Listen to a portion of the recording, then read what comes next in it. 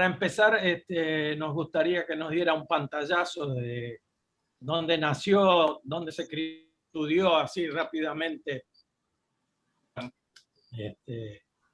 personal suya. Y nací en la calle Simón Bolívar, a 2 cuadras de Rivera, cerca de una escuela, la escuela Simón Bolívar, por ahí. Pero me crié en Punta Gorda, justamente con Leonardo, cerca, en tiempo que Punta Gorda era bastante distinta a lo que es ahora.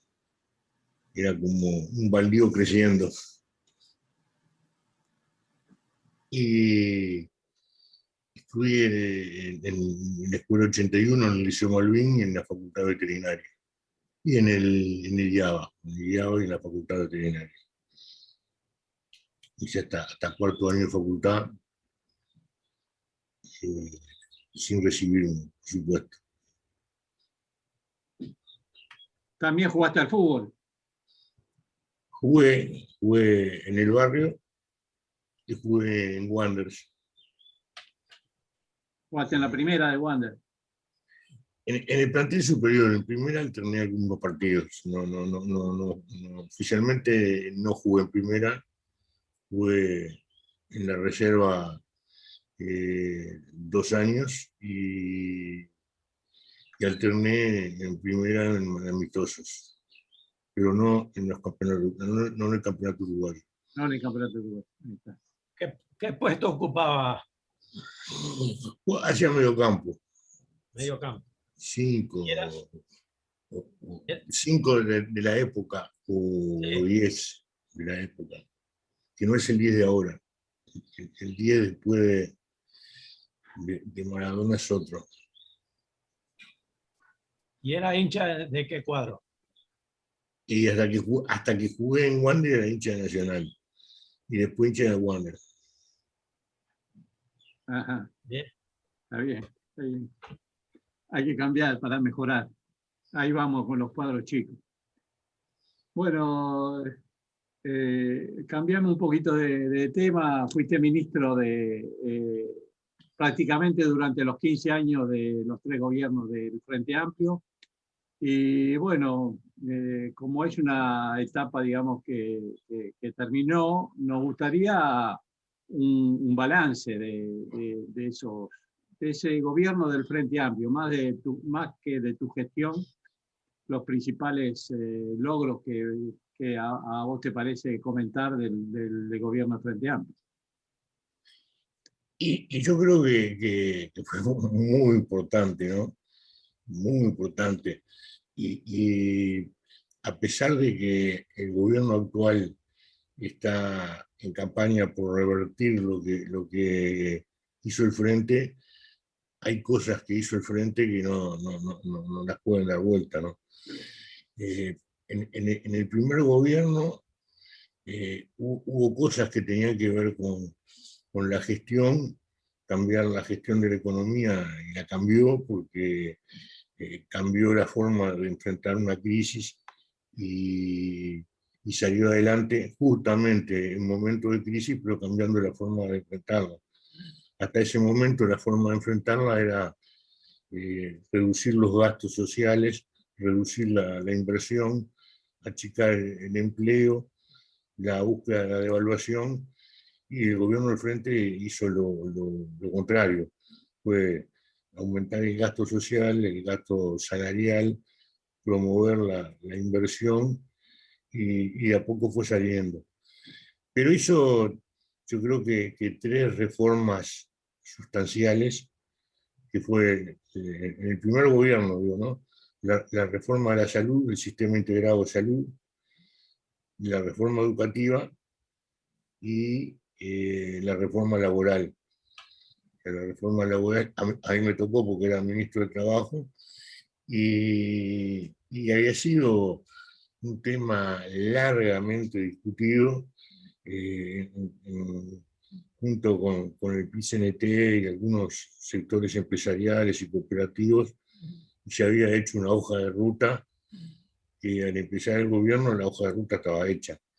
esa hoja de ruta incluía los consejos de salarios, y a la semana de asumir el gobierno convocamos los consejos de salarios con la vieja ley del 43 y los decretos que había incorporado Sanguinetti en el primer gobierno post-dictadura.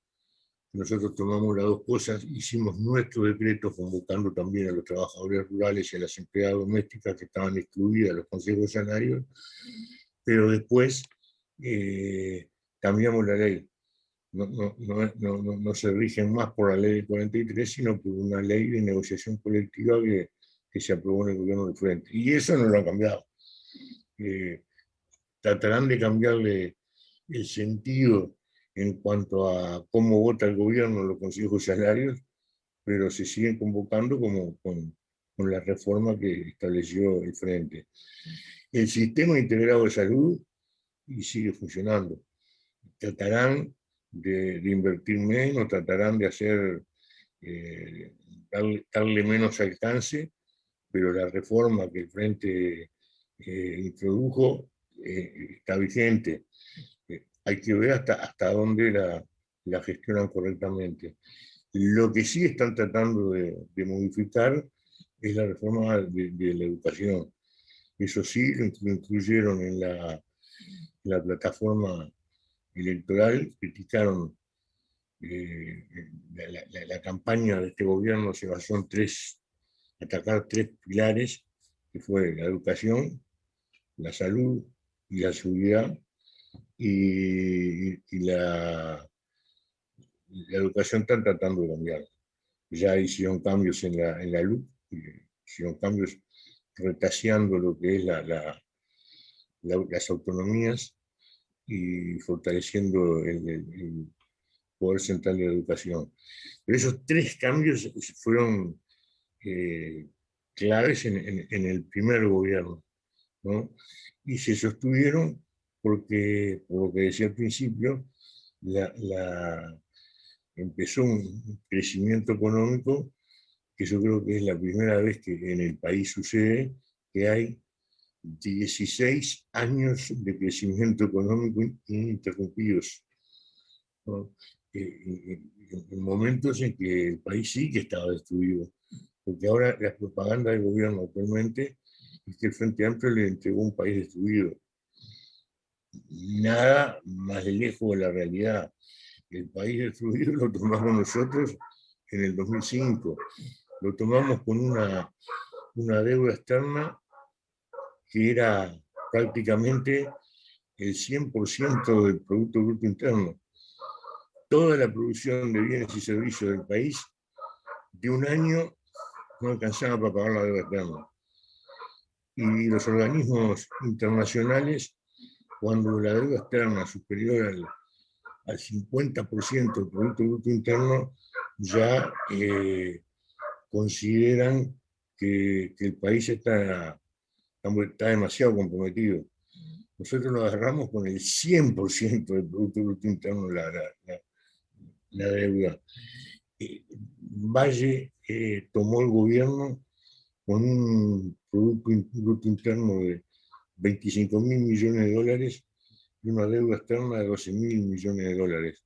Entregó el gobierno con un Producto Bruto Interno de 12.000 millones de dólares y una deuda externa de 12.000 millones de dólares. O sea, eso sí que era destruido el aparato productivo, destruido el comercio, destruidos los destinos comerciales del país en el exterior. Eso es un país destruido. Acá se le da si le da el gobierno al Partido Nacional, hasta con préstamos acordados, si el Uruguay los quería sacar, por 2.000 millones de dólares. Si los quería sacar con plata en caja, con el sistema productivo intacto, con los destinos comerciales intactos. Uruguay, cuando nosotros damos el gobierno, la venta de carne se reducía a 4 países y se vendía carne sin hueso marginalmente, y hoy se le vende a más de 120 países y se le vende a los mejores precios del mundo. O sea, reciben un país como, sí con dificultades por la crisis regional que se vivía y que afectó a Uruguay, pero lejísimo de la propaganda del país destruido, ¿no? Escuchame, Eduardo, creemos que el primer gobierno de Tabaré fue un gobierno muy importante, ha hecho grandes reformas. ¿Qué tenés para decir del gobierno de Mujica, digamos? ¿Cuáles fueron Bueno, los principales logros dentro del gobierno? la propaganda que se hace es que fue un mal gobierno. Yo creo que el gobierno de Mujica siguió mejorando los números que dejó Tabaré. El crecimiento en el gobierno de Mujica fue mayor que el crecimiento en el gobierno de Tabaré. Pero claro, el gobierno de Tabaré El gobierno arrancaba estaba muy de bien. un país destruido, y Mujica arrancaba de un país que había empezado a crecer. Había empezado a crecer y había empezado a distribuir de distinta manera el ingreso. O sea, en 2 años de gobierno de Tabaré se notó claramente la distribución del ingreso, no digo de la riqueza, digo del ingreso. Nosotros recibimos el país con un 14% de desempleo, y en la preparación del gobierno, cuando discutimos algunos temas de compromisos que tenía que hacer el Frente Amplio en su gobierno, uno de los compromisos que se quería establecer era a cuánto iba a disminuir el desempleo. Nosotros no nos animamos a dar una cifra muy precisa, y la cifra que comprometió fue bajarlo a un dígito en 5 años, es decir, de 14% de desempleo a 9 algo, en 5 años. Esa rebaja se produjo en un año. En un año ya estábamos en el 9% de desempleo. Y después sigue bajando. Hemos llegado, en el gobierno de Mujica, hemos llegado al 6 y poco de desempleo. Entonces, lo que se le critica fundamentalmente a Mujica, yo creo que es una defensa de algunos principios básicos del Frente, que es la defensa de las empresas públicas a rajatabla, la defensa de seguir distribuyendo el ingreso, y el intento de mejorar la logística de forma tal que también significara una redistribución. Y emprendió algunos proyectos que no lo terminó, porque el inversor extranjero, que era la minería, y relacionado con la minería, el puerto de aguas profundas, que sigue siendo una necesidad.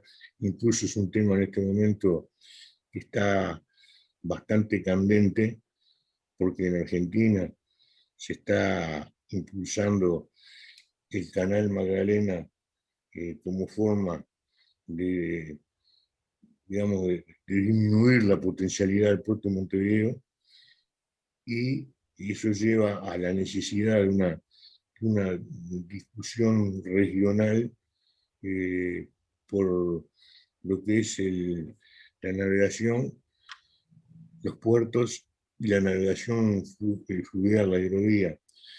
Y esto está muy discutido y muy difícil, porque de ambos lados se está buscando una salida que es una salida nacional, y en realidad todos los avances que ha habido en estos aspectos siempre ha sido basado en acuerdos regionales y no en iniciativas nacionales. Incluso ustedes están ahí, tienen que saber mejor que yo, el que abrió las puertas para esos acuerdos regionales fue Perón en el 73, con la firma del Tratado del Río de la Plata con Uruguay, y hoy algunos no lo ven con demasiado buenos ojos eso. Eso Mujica trató de de hacerlo, pero estaba unido a un proyecto distinto, que era el que proporcionaría las cargas. Bueno, eso se cayó, pero no quita que siguió disminuyendo el desempleo, siguió mejorando la distribución del ingreso, siguió mejorando los mercados externos a los que le vendió Uruguay. Yo recuerdo que estaba Frati, el actual presidente de la Cámara de Diputados, al frente del INAC, y el INAC llevaba, yo lo vi en Rusia, lo vi en distintos países, llevaba carne de uruguaya, que la llevaba en INAC, no la vendía, la llevaba y hacía degustaciones y terminaba vendiendo. En Rusia vendía la carne uruguaya para un nicho de gente con mayor ingreso económico y carne de otros lugares del mundo para abastecer al conjunto de la población. En China lo vi al revés, el nicho más alto lo abastece Australia y Nueva Zelanda, y Uruguay es el país que más carne le vende a China, que más carne del mundo, el país chiquito como Uruguay, es el que más carne le vende a China. Y eso creo que empezó a cambiar en el segundo gobierno, en el primer gobierno de Pepe y en el segundo de Tabaré. O sea, La ampliación de los mercados. pero enormemente. Hoy Uruguay le vende, y yo hablo de carne, pero en general le vende a más de 140 mercados. O sea, cuando en el primer gobierno del Frente, una discusión importante que hubo fue en el seno del Frente Amplio, fue una diferencia en el seno del Frente Amplio, fue el TLC con Estados Unidos, y se discutió en el Consejo de Ministros. En el Consejo de Ministros estaba tan dividido que no se pudo tomar posición. Se ganaba por un voto, el que ganaba por un voto, fuera uno, fuera el otro, por un voto. Tabaré puso a discusión de la fuerza política y del Parlamento. Y ahí se resolvió que no se hacía TLC con Estados Unidos. Y Tabaré respetó lo que la mayoría del Frente entendía y no hizo el TLC. La derecha lo criticó enormemente porque perdía oportunidades de ampliar los mercados. La derecha lo que tenía en mente siempre es mejorar con el TLC, vender con menos impuestos, entonces que los que venden ganen más. Pero eso no ampliaba necesariamente los mercados. Eso era mejores condiciones de venta en un mercado que ya existía. La alternativa del Frente fue ampliar los mercados. Y realmente los amplió enormemente, al punto que hoy el principal mercado uruguayo es China. El principal socio comercial es China. El segundo es el Mercosur. Recién después viene Estados Unidos. Además, si se hubiera casado con los Estados Unidos, con la crisis que vivió Estados Unidos después, no sé lo que hubiera pasado. Entonces hay una serie de aciertos que cuando se mide lo que pasó, no se lo tiene en cuenta porque cuestionan una visión ideológica de lo que hoy están gobernando.